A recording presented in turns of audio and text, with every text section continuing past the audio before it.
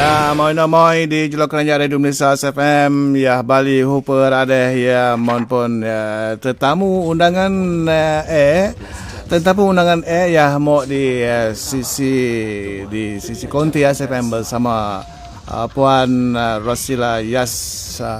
Apa khabar Puan? Sihat. Selamat datang ke konti ASFM. Ya. Sama. Macam mana perjalanan tadi? Perjalanan okey. Pagi daripada Ipoh tadi. Daripada Ipoh Perak ya? Dari Ipoh Perak. Oh, jauh turun ke Kuala Lumpur Puan ya? Ya, ya. Kita mengacarakan pagi ini mengenai memangkin kesejahteraan guru dan murid. Ya, okey, baiklah ya, bersama Puan dulu bersekolah masa muda-muda dulu di mana agaknya ya? Hukum pula. Dilahirkan di Baling Kedah sebenarnya. Baling Kedah? Ya, ya. Dan dibesarkan di Pengkalan Hulu Perak lah. Dulu di Gelar Keruh. Ya, Kem Keruh Perak ya. Sebab bapa dulu berkhidmat sebagai Snoiprak ya. Pasukan Polis Hutan. Oh, jadi pendidikan awalnya di Keruh ke macam mana? Pendidikan awal memang daripada darjah 1 sampai ke tingkatan 6 di Baling Kedah. Baling Kedah ya. Sempadan aja. Sempadan ya. Ya, ya. Asal sebenarnya orang mana? Asal mak ayah memang asal orang Negeri Sembilan, Kampung Putra. Ya, Jelebu Negeri Sembilan. Berjiran dengan Kampung Baning kan jauh. Memang Kampung Air Baning. Dulu memang digelar Kampung Air Baning. Oh, Kampung Air Baning ya. Kampung Air Baning. Betul. Itu dia orang temuan kita. Boleh bercakap bahasa temuan, bahasa semai? Temuan memang ialah memang temuan. Temuan lah. Okay. Semai boleh dengar boleh. Cuma nak bercakap tu berat sikit. Amis kata temia tu sedikit lah. Gek lah. Okey ya.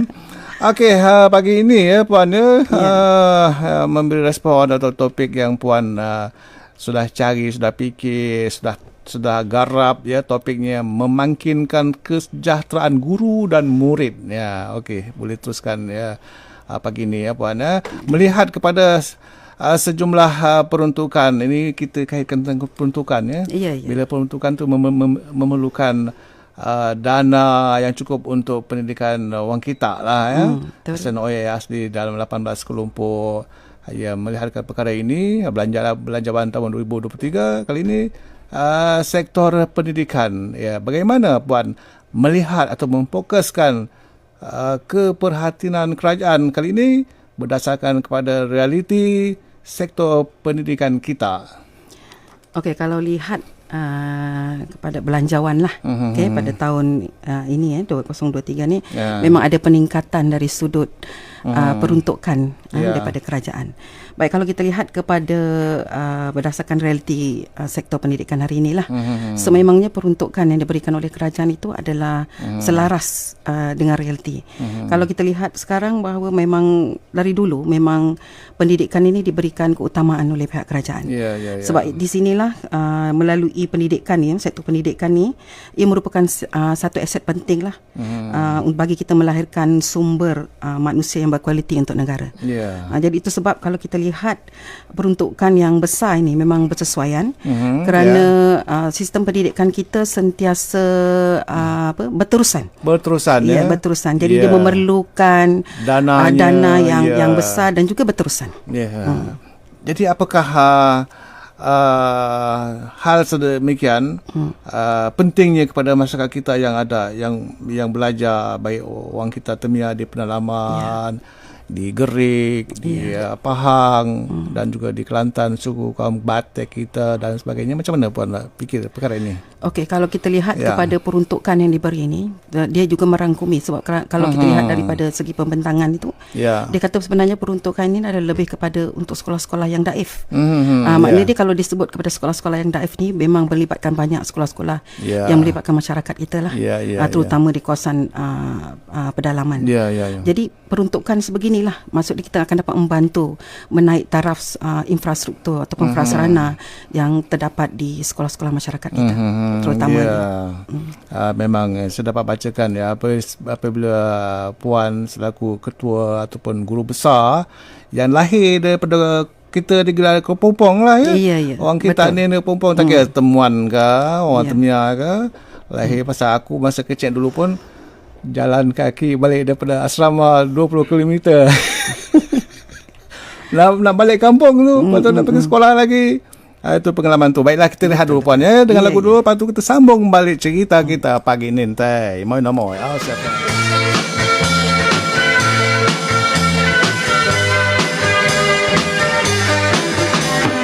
Itu dia guru besar kita ya, guru besar yang mengajar dekat dengan bandar kampung saya di Perak sana ya. Bila dia tengok mengelembu Ipoh kan.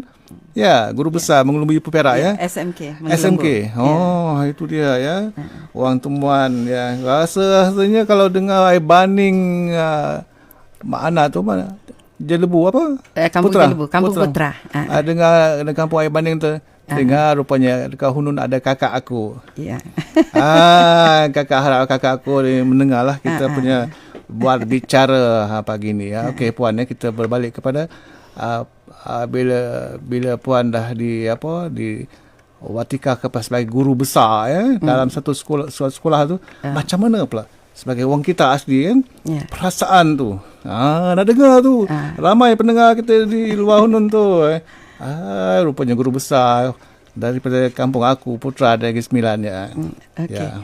Sebenarnya bila dinaikkanlah pangkat sebagai pengetua di Ipoh, memang perasaan tu gembira. Sebab gembira yang pertama adalah sebab sebenarnya kenapa aku terima ataupun memang mula-mula tu memang nak jadi cikgu biasa aja. Ya. Tapi bila sampai satu tahap, kita rasakan bahawa orang menilai. Ya. Orang kita ni tak kena sahut cabaran. Sebab kalau kita sentiasa berada dalam zon selesa, kita kadang-kadang kita rasa okeylah jadi cikgu biasa. Kita mengajar aja, itu aja tapi sebenarnya kalau yang sebaiknya kita ambil risiko.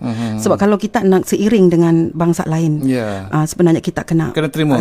Kita kena ambil risiko itu. Itu sebab ini salah satu kenapa aku sahut cabaran itulah. Sanggup ambil kursus MPQL untuk menjadi seorang pengetua lah. Pengetua tu ya. Tahun berapa tu? Kursus aku tamat pada tahun 2021 dan dilantik bulan 2 itulah. 1 bulan 2 ya. Ya, 1 bulan 2 21 ya. Ya. 2002. 2003 sorry. 2003. Baru aja. Baru sebulan. Baru sebulan. Baru sebulan. Baru sebulan lah. Baru kita dengar orang kita temuan ya, orang temuan. Temuan dari Kampung Putra. Kampung Putra. Dangi Johor. Jelebu Negeri Sembilan. Bajiran dengan Parit Gong tak kampung? Parit Gong dekat Kampung Sawah pun dekat. Ya, Kampung Sawah ya dekat ya. Okey, jadi sebagai orang kita yang lahir daripada Kepompong ya, daripada pendalaman, macam mana sedikit orang kata pesanan lah ya kepada ibu bapa dulu menyahut dalam pendidikan komuniti kaum asli orang asal kita ni yang merata tempat sekolah sekolah kebangsaan SK pendalaman kita baik di Betau, baik di Ulu Kelantan, Ulu Perak. Okey. Baik, sebenarnya untuk saya lah. Okey, pendidikan ni sebenarnya bermula daripada ibu bapa tu sendiri. Sebab aku dulu kalau bukan kerana mak ayah lah, mak ayah memberi dorongan, memberi bimbingan. Aku sendiri kalau ikut dulu tu memang fikir main aja. Fikir main. Tapi kerana mak ayah yang banyak beri dorongan, jadi kita nampak kesungguhan mak ayah itu. Itu sebab aku rasakan dari sini untuk pendidikan ini, untuk memajukan pendidikan dia bermula daripada mak ayah. Daripada mak ayah, kemudian baru anak itu akan timbul minat dia. Berdasarkan kepada dorongan mak ayah itu tadi. Jadi itu sebab aku dulu belajar. Aku dulu belajar sebab aku tengok kesungguhan yang ditunjukkan oleh mak ayah. Walaupun mak memangnya pandai membaca, tapi mak seorang yang sangat memahami dan memberi dorongan untuk belajar tu. Jadi itu sebab aku harap masyarakat kita ni bagi perhatian. Puan adakah masa kita belajar dulu kan hanya kita tahu belajar je, ingin tahu belajarnya, belum nampak lagi, belum fikir masa depan aku nak kerja apa, belum lagi ya. Betul. Itu sebab satu juga untuk sebagai pelajar lah, sebenarnya kena ada cita-cita. Memang kena ada cita-cita. Sebab dia maksud dia kita ada matlamat. Kita belajar itu untuk apa? Untuk capai cita-cita kita. Mula-mula belajar. Lepas tu dah tahun ke nak masuk kalau zaman aku dulu SRP. Sama. Aku buat SRP. Aku sebut zaman sepak terajang. Nah. Gagal bye-bye lah kau. Betul. Kita nak ulang kaji balik, nak belajar balik, rasa alah malunya. Betul. Ya. Masa itulah baru dia keluar satu kita punya orang kata profil kita lah. Kamu nak jadi apa? Kamu nak besar jadi apa? Jadi mula-mula dulu cikgu fikir kerjaya apa ya? Masa remaja lah. Okey. Ya. Masa remaja pun memang cita-cita memang dari dulu memang nak jadi cikgu. Oh, dah simpan dah. Ya. Memang dari dulu memang nak jadi cikgu. Oh, dah ada niat kecil-kecilan dah. Betul. Ya, sampingan lah ya. Betul. Kalau aku pula masa kecil dulu, pertama yang aku pilih jadi postman. Oh. Kedua sniper perak. Ketiga juruhebah. Ketiga aku dapat. Okey lah, kita dengar lagu dulu ya. Ya, Moy SFM, stesen pilihan ramai. Ya, akal sambung semula well. Respon daripada SMK Menglembu Ipoh Perak. Ya, Norizan Osman, salam katanya buat puan lah ya. Kenal ke orangnya? Kenal. Terima kasih Norizan. Kenal lah. Dia kata salam gegar di frekuensi ASFM ya. Ya Moy pagi ini ya. Selamat bersama ya Moy bersama DJ Nyobu Sungai Legend. Tetamu di radio pagi itu ya bersama Puan Rasila Yas ya. Ya pengetua SMK Menglembu Ipoh Perak ya. Moy ya. ASFM stesen pilihan ramai.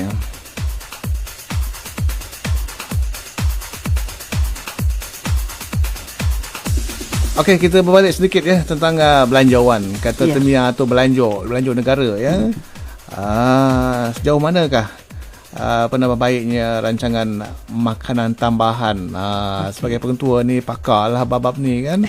Sebab kita dulu masa sekolah dulu ada yang dapat makan di kantin, ada yang dapat ya. Apabila belanjawan yang tertera 2023 ni macam mana pula daripada pandangan puan tentang perkara ini? Okey, untuk peruntukan ya dalam belanjawan ni, kerajaan telah meningkatkan kualiti lah dalam pemberian makanan percuma kepada semua murid, memanfaatkan kepada 700,000 murid. Seluruh negara lah. Ya, seluruh negara atau disebut juga sebagai RMT lah.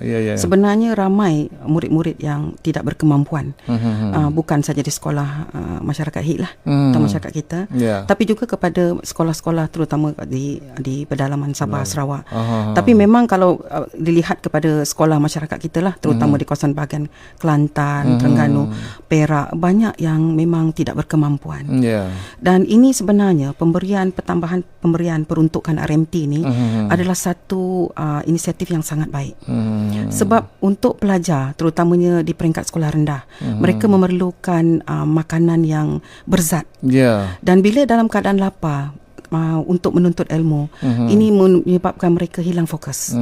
Jadi tindakan kerajaan atau inisiatif kerajaan ini adalah satu tindakan yang sangat-sangat bijak. Sangat-sangat bijak sangat bermanfaat untuk murid. Supaya mereka boleh lebih fokus untuk belajarlah sepanjang hari sehingga waktu tamat belajar tu. Okey, itu dia pencerahannya daripada seorang pengetua ataupun guru besar San Oi yang berasal Negeri Sembilan, Kampung Putra, orang temuan kita ya. Tahniah kepada tenaga pendidik, guru-guru yang mengajar di SK pendalaman di Semenanjung lah ya puan ya. Di belah Rau Pahang, di sebelah Sata, SMK di Betau, di Cameron Highland, di Pos Bihai Kelantan ya. Moy ASFM stesen pilihan ramai waktu tu ya.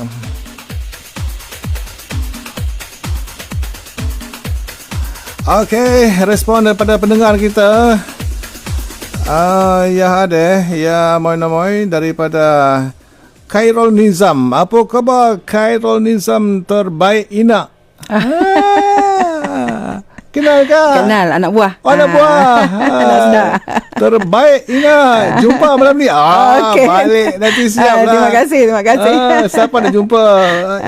Mak Inak dia ataupun Inak anak belanja anak buah. Anak buah belanja ni. Anak buah belanja.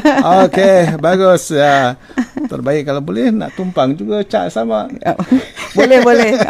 DJ Legend Wiki tumpang cat sama. Okey, apa-apa itu respon terbaik, memberi satu inspirasi. Okey, berbaik cerita tentang inspirasi. Bagaimana Puan dapat melihat bentuk inspirasi ini kepada masyarakat kita orang asli? Okey, sebenarnya kalau kita lihat guru-guru lah dalam kalangan masyarakat kita ni ramai. Cuma kadang-kadang terdapat guru-guru yang bila saya berbual lah, dan memang mereka sebenarnya lebih kepada menjadi guru dan sebenarnya tidak mahu memegang jabatan. Jadi sebenarnya saya amat-amat menggalakkan, sebab ramai guru-guru masyarakat orang asli masyarakat kita ni adalah standing dengan guru-guru masyarakat lain juga. Jadi saya memang menggalakkan supaya guru-guru kita menyahut cabaran untuk meningkatkan lagi profesion mereka dalam bidang perguruan untuk menjadi pengetua atau guru besar di masa akan datang. Saya juga sependapat dengan Puan ya. Saya seorang orang kata anak didik lah, sebagai kita sebagai DJ ni idola doang ya.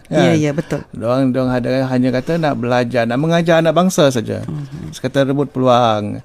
Orang kita ni jangan pandangkan kita ada komputer. Jangan pandangkan kita ini macam ini.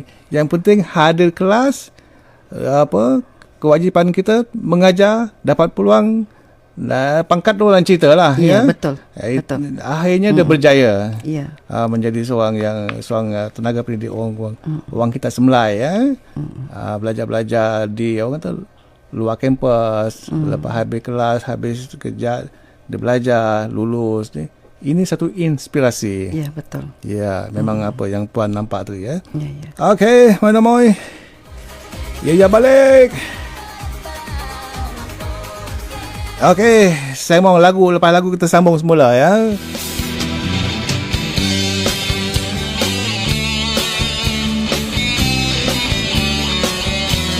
Nampaknya mencemburi kita, cemburu sesangat masanya Puan ya. Tentang keciciran ni, sering bila saya balik kampung, orang kampung bercerita tentang anak ponting tak pergi sekolah, boleh sebagai guru besar ya, cikgu kita bagi sedikit pencerahan pada soal-soal. Silakan. Okey, baik, masalah keciciran ini sebenarnya dalam kalangan masyarakat kita lah sebenarnya masih tinggi ya? Dan isu ini juga sebenarnya daripada awal sampai ke hari ini masih menjadi isu besar dalam di sekolah-sekolah yang ada anak-anak masyarakat kita lah.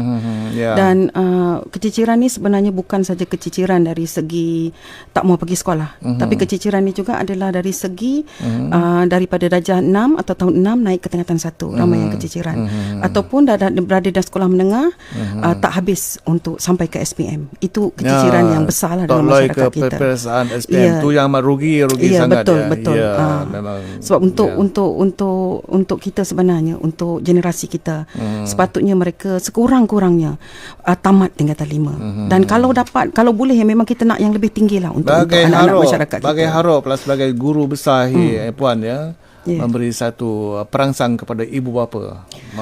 Okey, ibu bapa sebenarnya kadang-kadang ibu bapa masyarakat kita ni terlalu baik. Terlalu lembut. Terlalu lembut. Kadang-kadang memang dari satu segi mereka tak nak paksa.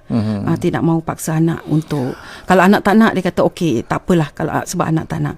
Tapi kalau kita ikut kepada zaman sudah berubah. Zaman sudah berubah. Jadi ibu bapa juga sebenarnya kena berubah. Sebenarnya dari segi pendidikan ini, itu adalah tanggungjawab ibu bapa untuk menggalakkan. Dan kalau untuk saya, kalau boleh kita paksa anak kita pergi ke sekolah. Sebab ini adalah untuk masa depan anak-anak kita. Untuk masa depan. Sebab kita sebagai ibu bapa, kita ada tempoh kita. Sampai satu masa kita memang sampai di situ saja. Zaman kita sudah berlalu. Tapi zaman untuk anak-anak kita adalah yang akan datang. Berpuluh-puluh tahun lagi. Jadi kita kena bagi peluang pada anak-anak kita ini mendapatkan pendidikan yang terbaik untuk mereka gunakan demi masa depan mereka. Ya, mau ya. Dari Stesen Pilihan anda nanti ya. penerangan yang cukup detail, cukup bermakna dari seorang guru besar Sun Oi temuan ya. Ya, temuan. Semua temuan Negeri Sembilan ya. Apapun di penghujung nampaknya masa kita amat-amat ada cemburu kita ya. Sepatutnya kita ambil sejam ke. Ya. Okey, mana-mana. Jadi apakah sedikit pesanan lah kepada pendengar kita, terutama kita fokus pagi ini kepada ketua keluarga, ibu bapa lah tentang pendidikan ni daripada guru ya. Saya bukan sekadar sebagai seorang pengetua lah, tapi saya sebagai ibu bapa, saya juga ada anak-anak, dan saya nak menggalakkanlah ibu bapa, terutama masyarakat kita lah, supaya mementingkan pendidikan itu. Sebab pada zaman sekarang orang tidak akan tengok harta kita berapa kita ada, tapi orang kalau kita nak mengisi borang atau apa pun, orang akan tanya setakat mana pendidikan yang kita ada. Jadi bagi peluang kepada anak-anak kita untuk memegang atau mendapatkan pendidikan setinggi yang mereka boleh. Sebab ini adalah harta yang boleh kita ibu bapa bagi pada anak-anak kita. Sebab kalau dari segi tanah, dari segi harta mungkin kita tak ada, tapi dari segi harta, dari segi pendidikan itu semua ibu bapa mampu beri kepada anak-anak. Jadi saya harap ibu bapa masyarakat kita berilah pendidikan setinggi yang terbaik yang boleh kita berikan untuk anak-anak, supaya ini boleh dijadikan sebagai harta untuk anak-anak pada masa akan datang. Itu dia Lautan Kenapa. Terima kasih kepada Puan Rasilayas sudi datang ke Konti Asia FM. Sama-sama. Lain kali dan waktu ada lagi info-info yang yang mulai yang menarik, kita kongsi lagi bersama Corang Radio Malaysia ASEAN. Boleh ya? Okey, boleh. Boleh ya. Jangan rati-rati henum. Ya, main henum. Okey, mana ya ASEAN ya. Jumpa lagi puan ya. Bye bye. Terima kasih. Bye bye.